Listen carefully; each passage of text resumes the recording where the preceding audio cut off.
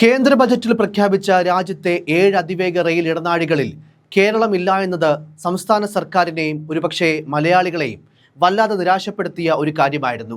അതേസമയം കേരളത്തിൽ അതിവേഗ റെയിൽ തുടങ്ങുന്നതിനായി മെട്രോമാൻ ഇ ശ്രീധരൻ പൊന്നാനിയിൽ ഓഫീസ് തുറന്നിരിക്കുകയാണ്. അതിവേഗ റെയിലിന്റെ DPR തയ്യാറാക്കാനാണെന്ന് അവകാശപ്പെട്ടാണ് ഇ ശ്രീധരൻ ഓഫീസ് തുറന്നത്.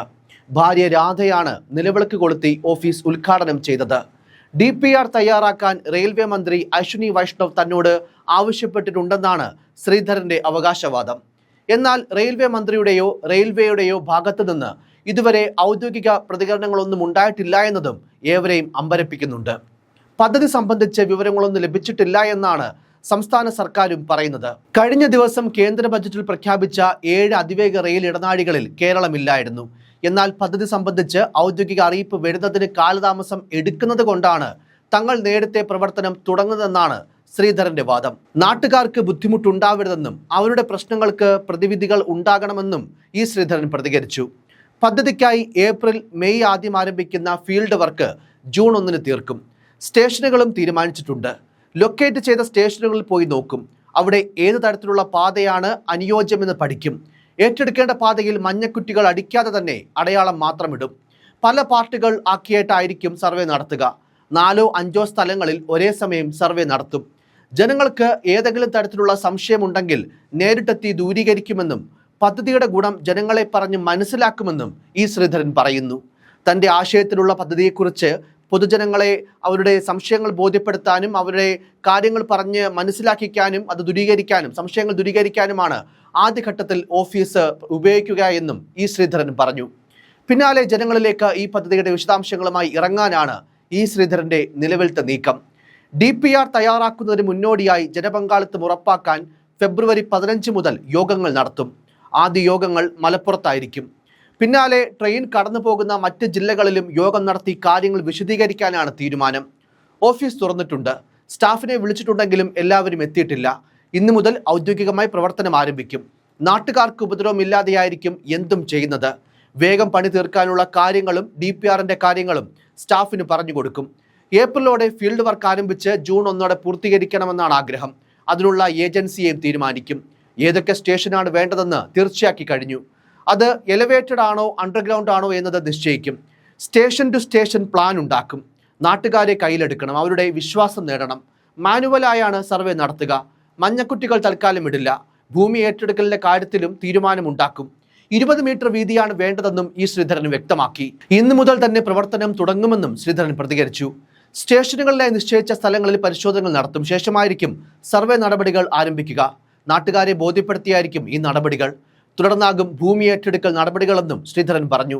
സംസ്ഥാനത്തെ 3 വിമാനത്താവളങ്ങളെ ബന്ധിപ്പിച്ച് തിരുവനന്തപുരം കണ്ണൂർ അർദ്ധ അതിവേഗ റെയിൽപാതയാണ് ശ്രീധരൻ മുന്നോട്ട് വെക്കുന്നത്. ഇതിന് തൊട്ടു പിന്നാലെ തിരുവനന്തപുരം മുതൽ കാസർഗോഡ് വരെയുള്ള മറ്റൊരു അതിവേഗ പാതാ പദ്ധതി സംസ്ഥാന സർക്കാർ പ്രഖ്യാപിക്കുകയും ചെയ്തിരുന്നു. അതേസമയം റെയിൽവേ മന്ത്രി അശ്വിനി വൈഷ്ണവ് ഇന്ന് വാർത്താ സമ്മേളനം വിളിച്ചിട്ടുണ്ട്. കേരളത്തിലെ അതിവേഗ റെയിൽപാത സംബന്ധിച്ച് വാർത്താ സമ്മേളനത്തിൽ അദ്ദേഹം വ്യക്തത നൽകിയേക്കും. കേന്ദ്ര ബജറ്റിൽ പ്രഖ്യാപനമുണ്ടാകുമെന്ന പ്രതീക്ഷയിൽ കേരളം അതിവേഗ റെയിൽപാത പ്രഖ്യാപിച്ചിരുന്നെങ്കിലും കഴിഞ്ഞ ദിവസത്തെ ബജറ്റ് പ്രഖ്യാപനത്തിൽ നിരാശയായിരുന്നു ഫലം. 7 അതിവേഗ റെയിൽവേ ഇടനാഴികൾ കേന്ദ്രം പ്രഖ്യാപിച്ചെങ്കിലും അതിൽ കേരളത്തെ ഉൾപ്പെടുത്തിയിരുന്നില്ല. മുംബൈ പൂനെ ഹൈദരാബാദ്, ഹൈദരാബാദ് ബംഗളൂരു, ഹൈദരാബാദ് ചെന്നൈ ബംഗളൂരു, ഡൽഹി വാരണാസി സിലിഗുരി എന്നിവയാണ് പുതുതായി പ്രഖ്യാപിച്ച ഇടനാഴികൾ. അതേസമയം പദ്ധതി വൈകുന്നതിന് പ്രധാന കാരണം സംസ്ഥാന സർക്കാരാണെന്ന് ഈ ശ്രീധരൻ കുറ്റപ്പെടുത്തിയിരുന്നു. റെയിൽ വേണ്ടെന്ന് ഔദ്യോഗികമായി കേന്ദ്രത്തെ അറിയിക്കാത്തതാണ് വലിയ തിരിച്ചടിയായത്. നിരവധി തവണ ആവശ്യപ്പെട്ടിട്ടും മുഖ്യമന്ത്രി ഇതിനായി കേന്ദ്രത്തിന് കത്തയച്ചിട്ടില്ല. സർക്കാർ ഇപ്പോൾ മുന്നോട്ട് വയ്ക്കുന്ന RRTS പദ്ധതി വെറുമൊരു തെരഞ്ഞെടുപ്പ് സ്റ്റണ്ട് മാത്രമാണ്. ഇത് മണ്ടൻ തീരുമാനമാണെന്നും അദ്ദേഹം വിമർശിച്ചിരുന്നു. നേരത്തെ റെയിലിന് പകരം ബദൽ പാതയ്ക്കായി ഒന്നിച്ചു നിന്ന സർക്കാരും ശ്രീധരനും എന്നാൽ ഇപ്പോൾ നേർക്കുനേർ പോരിലാണ്. ശ്രീധരനെ സ്പെഷ്യൽ ഓഫീസറായി കേന്ദ്രം നിയമിച്ചിട്ടില്ലെന്ന് മന്ത്രി P. രാജു പ്രതികരിച്ചപ്പോൾ ശ്രീധരൻ കേരളത്തിലെ മുഖ്യമന്ത്രിയായ വ്യക്തിയല്ല എന്നായിരുന്നു MV ഗോവിന്ദന്റെ പരിഹാസം. ശ്രീധരന്റെ ബദൽ നിർദ്ദേശം കേന്ദ്ര റെയിൽവേ മന്ത്രി അറിഞ്ഞിട്ടില്ല എന്ന മുഖ്യമന്ത്രിയുടെ പരാമർശമാണ് മെട്രോമാനെ പ്രകോപിപ്പിച്ചത്. പൊന്നാനിൽ തുടങ്ങുന്ന ഓഫീസിലൂടെ പാത കടന്നു പോകുന്ന സ്ഥലങ്ങളിലെ ജനങ്ങളുടെ അഭിപ്രായം നേരിട്ട് കേൾക്കാനാണ് ശ്രീധരന്റെ നീക്കം. എന്തായാലും റെയിൽ ഒരു തരത്തിലും നടപ്പാക്കില്ല എന്ന് കണ്ടാണ് ഇതിന് ബദലെന്നോണം RRTS അഥവാ റീജിയണൽ റാപ്പിഡ് ട്രാൻസിറ്റ് സിസ്റ്റം പദ്ധതിയുമായി സർക്കാർ മുന്നോട്ടിറങ്ങിയത്. രാജ്യത്ത് നിലവിൽ ഒരേയൊരു RRTS സംവിധാനമാണ് സർവീസിലുള്ളത്. ഡൽഹിക്കും UP-യിലെ മീററ്റിനുമിടയിലാണിത്. ഇതേ RRTS മാതൃകയാണ് കേരളവും പിന്തുടരുക. ഇപ്പറഞ്ഞ RRTS പേരുമാറിയെത്തുന്ന കേരളയിലാണോ എന്ന സംശയം സ്വാഭാവികമായും ഉയരാം. എന്നാൽ പേരിലോ സാങ്കേതിക വിദ്യയിലോ പിടിവാശിയില്ലെന്നാണ് സർക്കാരിന്റെ നിലപാട്. കേരളത്തിന്റെ കാലങ്ങളായുള്ള ആവശ്യമായതിനാൽ തെക്ക് വടക്കിനെ ബന്ധിപ്പിച്ച ഒരു വേഗപ്പാത എങ്ങനെയെങ്കിലും വന്നാൽ മതിയെന്നാണ് സർക്കാരിനിപ്പോൾ. പക്ഷേ കേരളത്തിനെതിരായ പ്രതിഷേധങ്ങൾ പുതിയ പാതയ്ക്കെതിരെ ഉയരരുത് എന്ന നിർബന്ധവും സർക്കാരിനുണ്ട്. ജനങ്ങളുടെയും പ്രതിപക്ഷത്തിന്റെയും പരാതികൾ പരമാവധി കുറയ്ക്കാൻ ലക്ഷ്യമിട്ടാണ് ശ്രീധരന്റെ അതിവേഗ പാതയും വിഭാവനം ചെയ്തിട്ടുള്ളത്. രണ്ട് പദ്ധതികളും തമ്മിൽ സാമ്യതകളും വ്യത്യാസങ്ങളും ഏറെയുണ്ട്. ആദ്യം ഇരുപാതകളുടെയും ദൈർഘ്യം നോക്കാം. തിരുവനന്തപുരം മുതൽ കാസർഗോഡ് വരെ നീളുന്നതാണ് റാപ്പിഡ് റെയിൽ. ആകെ ദൂരം 583 കിലോമീറ്റർ. അതേസമയം ശ്രീധരന്റെ പാത തിരുവനന്തപുരം മുതൽ കണ്ണൂർ വരെയാണ്. ആദ്യഘട്ടത്തിൽ കാസർഗോഡ് ജില്ലയിലേക്ക് പാത നീളുന്നില്ല. പാതയുടെ ആകെ ദൂരം 430 കിലോമീറ്റർ ആണ്. ഭാവിയിൽ കാസർഗോഡും അതുപോലെ തന്നെ മംഗളൂരും കടന്ന് മുംബൈ വരെ പാത നീട്ടാനുമായേക്കും. വേഗത നോക്കിയാൽ റാപ്പിഡ് റെയിലിന്റെ പരമാവധി വേഗം 150 കിലോമീറ്റർ ആണ്. ശരാശരി വേഗം ഇതിനേക്കാൾ കുറയും. ശ്രീധരന്റെ പാതയിൽ പരമാവധി 200 കിലോമീറ്റർ വേഗതയിലും ട്രെയിൻ കുതിക്കാനാകും. അതായത് കൂടുതൽ വേഗം ശ്രീധരന്റെ ബദൽ പാതയ്ക്കാണെന്ന് ചുരുക്കം. തിരുവനന്തപുരം, കൊച്ചി, കോഴിക്കോട് വിമാനത്താവളങ്ങളെ ബന്ധിപ്പിച്ചുകൊണ്ടാണ് തിരുവനന്തപുരം കണ്ണൂർ അർദ്ധ അതിവേഗ പാത കടന്നു പോവുക. സംസ്ഥാനത്ത് ഇതുവരെ ട്രെയിൻ സർവീസ് കടന്നു ചെന്നിട്ടില്ലാത്ത പല സ്ഥലങ്ങളിലേക്കും പാതയെത്തുമെന്ന പ്രത്യേകതയുമുണ്ട്. ആകെ 22 സ്റ്റേഷനുകളാണ് ഉണ്ടാവുക. തിരുവനന്തപുരം സെൻട്രൽ, തിരുവനന്തപുരം നോർത്ത്, വർക്കല, കൊല്ലം, കൊട്ടാരക്കര, അടൂർ, ചെങ്ങന്നൂർ, കോട്ടയം, വൈക്കം, എറണാകുളം, ആലുവ, നെടുമ്പാശ്ശേരി, തൃശൂർ, കുന്നകുളം, എടപ്പോൾ, തിരൂർ, കരിപ്പൂർ, കൊയിലാണ്ടി, കോഴിക്കോട്, വടകര, തലശ്ശേരി, കണ്ണൂർ എന്നിങ്ങനെയാണ് 22 സ്റ്റേഷനുകൾ. ശ്രീധരൻ മുന്നോട്ട് വെച്ച പാതയിൽ തിരുവനന്തപുരത്ത് നിന്ന് കണ്ണൂർ എത്താൻ 3 മണിക്കൂറും 15 മിനിറ്റും മതി. 1 മണിക്കൂർ 20 മിനിറ്റിൽ തലസ്ഥാനത്ത് നിന്ന് കൊച്ചിയിലേക്കും എത്താം.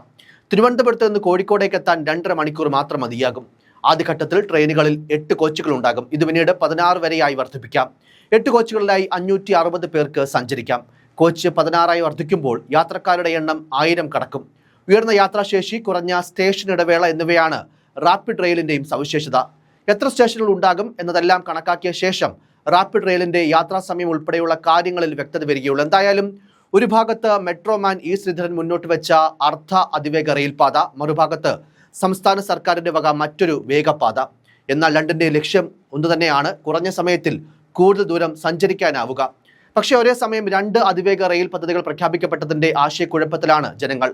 അതിനോടൊപ്പം അതിവേഗ റെയിൽ ഇടനാഴിയിൽ കേന്ദ്രവും സംസ്ഥാന സർക്കാരും പരസ്പരം പഴിചാരി കൊമ്പ് കോർക്കുന്ന സാഹചര്യത്തിലുമാണ്. News desk, focus news TV.